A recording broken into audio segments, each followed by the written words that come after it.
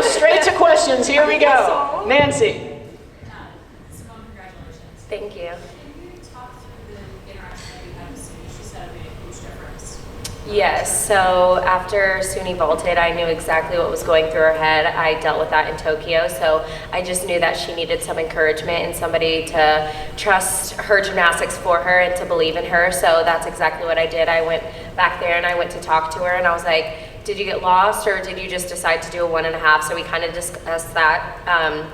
And I was like, you know what, don't overthink your gymnastics, you're fine. If you want me to stand over there for bars, she was like, can you please stand over there for bars? So that's why I went over there for bars as well. Because I've been in her shoes, I've done that exact thing, and I know how traumatizing it is, especially on a big stage like this, and I didn't want her to get in her head. So we just went and talked about it while she was in the back, and then when she came out, I went to support her. Jessica. I just want to know how you actually feel about bars. I don't know. I swing bars. I do bars. For so many years, everybody told me I'm not good at bars, and I thought I wasn't good at bars. But it's not the worst. I can swing bars. I can do a routine. Is it gonna put me on a world podium again? Who knows? But I can make a bar routine if I need to. You just looked over bars today before you started, especially. Oh, really? Just making sure I hit it. Will, and then Simone, do you think you're getting better? Do you think you're improving still? This year, In general, yes. even over the arc of your... Yes. I use the phrase aging like fine wine. I thought it was molting a while ago, but it's just getting better and better. So we'll see. Hopefully we get to ride this out for the rest of the year. So pretty excited about that. Can I have just a quick follow-up? Mm-hmm. Everybody this week's talking about not peaking too soon, Yeah. or whatever, but yet you seem to find it just about all the time. How do you explain that?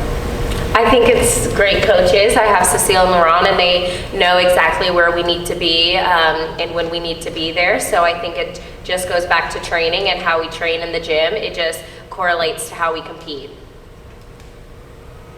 Mom, what's the story behind your floor music?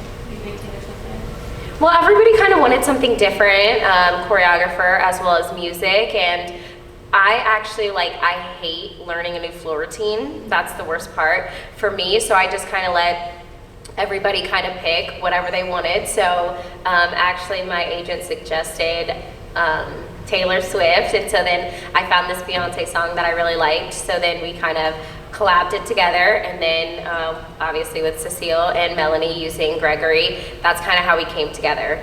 But I hate learning a new floor routine. But I do love Taylor Swift and I do love Beyonce. Those are two that those are my girls. Yes.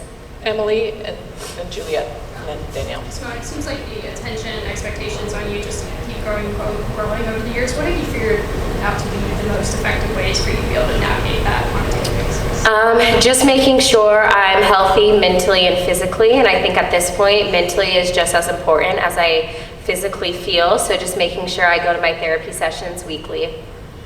Juliet, Danielle, and then Scott. You said that this Olympics is for you. Mm-hmm. You're doing it for yourself this time, and thinking back to when you first started the sport and what you liked about it. Yeah. Can you describe specifically what is fun about gymnastics? What is fun about being in this moment going toward I feel like now I'm so old, so I feel like every year it changes. But I think specifically this year, it's just having so many of my WCC teammates out here on a big stage, competing with them, kind of guiding them through the way, and I think that's really exciting. But I do think every year it's a little bit different. So that's kind of what excites me, because I think they have long careers ahead of them. So if I can do anything to help them right now and in the future, that's what I'm going to do. Kind of just be a guide. So not your gymnastics, it's everybody else's gymnastics. I think it's both. I've been where they've been. I've done what they're doing right now. So if I can make it easier and make it a little bit less stressful and just have fun out there, then that's what I'm going to do.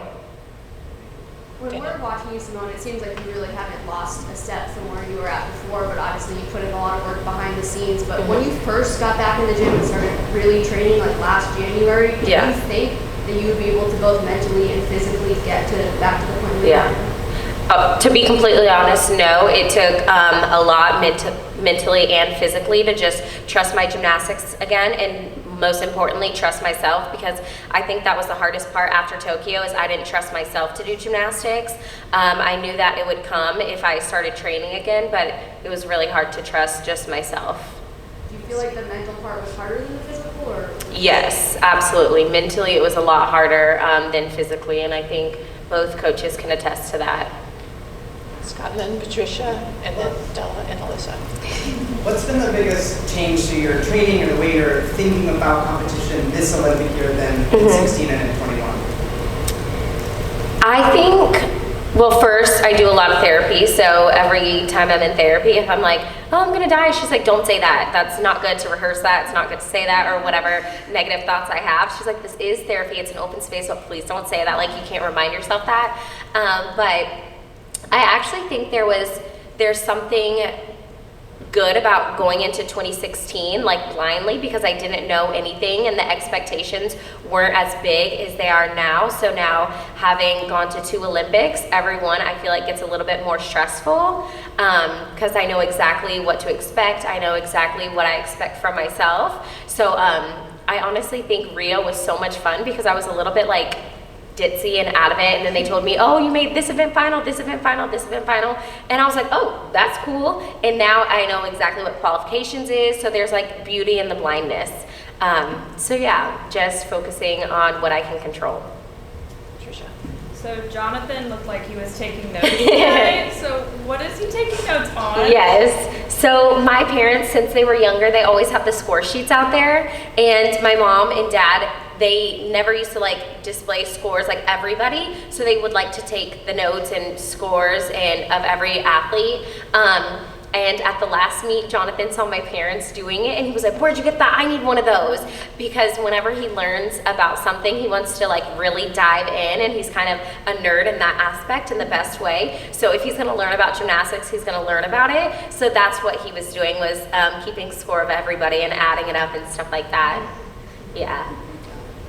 Simone, 2024 has really been a year for the rise of women's sport. Between the PWHL, Caitlin Clark, all of the things, and you are absolutely a pillar of that. Can you talk a little bit about being that person?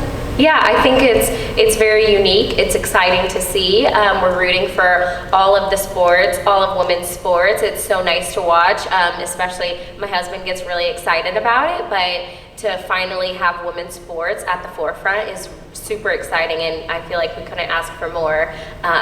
Now, I mean, I guess there's equal pay, but we'll work on that one. Alyssa. Simone, Suni talked about how important it was when you talked to her, having someone who's been there and understood what she was going through. How important is it for you? What has it been like to have teammates who are also Olympians, and to have Suni, who is, you know, there are very few all-around champions in the world, to have someone who really knows what that pressure is like going through this process? Yeah, I think it's all about understanding, and it is nice to have someone that is an Olympic champion, not just Suni, but Jade as well, to know exactly how this Olympic process works and the stress that we're under, because we can kind of lean on each other, and I think that's what girls do, so that's what we're gonna do, and we're just gonna go out there and make it happen, so hopefully we're all on the same team.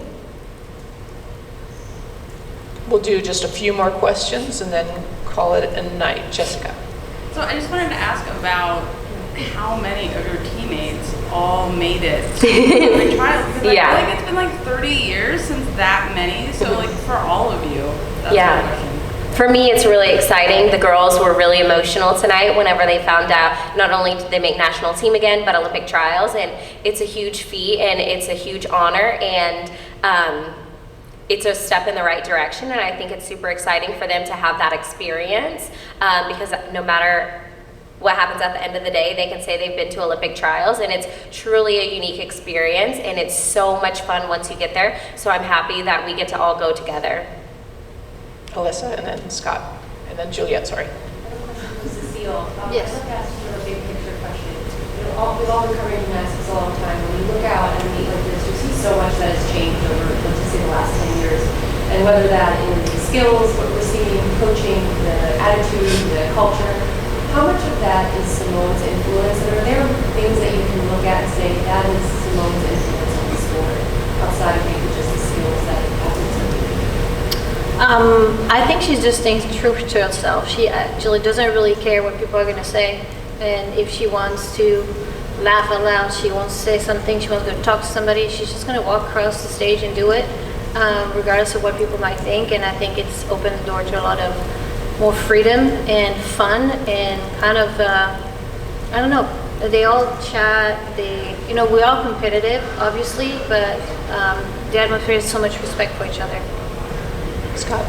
Yeah, Simone, you mentioned you know what you expect from yourself. So how would you describe your expectations of yourself? I survived 2 days of competition because after classics, I could like barely walk afterwards. So I was like, oh gosh, I don't know how I'm gonna do championships. So I've already exceeded my expectations there. But to just go out there and hit most of my routines, it just feels really nice because I haven't done that since championships or worlds.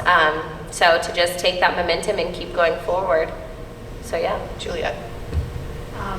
So as you know, as you said, the expectations for every Olympics get bigger and bigger as you get better and more accomplished. I would like each of you to answer this separately. Yeah. So Simone, we have a month or two. How do you handle that pressure from the public as the Paris gets closer and the parents? Yeah, so usually as the Olympic Games gets closer, I usually try not to look at Twitter because I think that's the biggest culprit of just everybody adding in their unsolicited opinion, whether they want us to see it or they want us to see it. So I usually try to shut down that, but just leaning on friends, family, surround ourselves with good people and just keep a good head on and just start training. Like, that's all we can do at this point, really. And for each of the coaches, you wanted everyone to answer? I think the pressure comes mostly from you guys. The public, she could do a cartwheel, they'll be happy to see her. So at the end, she just does the best Simone and that's it, I think the pressure is from the media. We don't tweet about her. You guys are usually so kind, so kind. Most of you are kind, but Yeah. there's some, but we try to avoid it, but I think it's just... I think it's that's everybody it. who thinks they're a reporter. Yes. Not the real ones. Thinks the reporter or coaches. I think, Those are the best. I think it's like gymnastics, you make a mistake one day and you understand what happened and then you try to not make it the next turn. And it's the same with the mental stuff. So before Tokyo, she wouldn't have never thought this kind of stuff could have happened. And now she knows. So that's why she does therapy every single week. So by doing this, she trained herself as well mentally to get more prepared and handle everything. I'm going to call for anyone who has not asked a question yet who would like to, right in front and in the back. I just wanted to hear, you have a stadium full of people who look up to you, who admire you, both in the stands and on the floor. Who are some people that you look up to, whether in sports or in other areas of life? People you look up to or admire? Yes, I would say I admire my parents. They've been together for 47 years, so I think that's unique. And me and my siblings have had the honor of watching them grow up and love each other together. So that's really huge for all of us. But some of the sports greats, Michael Phelps, Katie Ledecky, you have Angel Reese, Caitlin Clark. there's so many up and coming that are really nice to watch. But then you also have some of the, I don't want to say old because I think that's mean, but like Serena Williams, Tiger Woods, all of those people were completely dominant in their sports, and that was nice to watch growing up. And question back, and I think we'll wrap it up because Simone has some places to go and some business to take care of here as well. So going into this trial, you obviously get the amount of from you expected, but also expecting people that look up to you, especially on the team. So is that you're going to have going into trials, or is it still kind of staying as in the past? Different things around? Yeah, no, I think since we have 5 of us from WCC going to trials, I'm obviously going to guide them through exactly what that's like, and we're still going to have some fun on the side, take our pictures, do our TikToks, do all of that, because it's truly an experience. And then, at the end of the day, I know how to focus on myself and worry about myself, so I'll do that. But if I can make this a unique and great experience besides what they already get, like behind the scenes, a unique experience, then that's what I'm going to do. Actually, I'll say if anyone has a question for either of the coaches, we'll take one more coach question. And if not, We're done. you're done? All right. Thank you very much. Thank you. A man of very few words.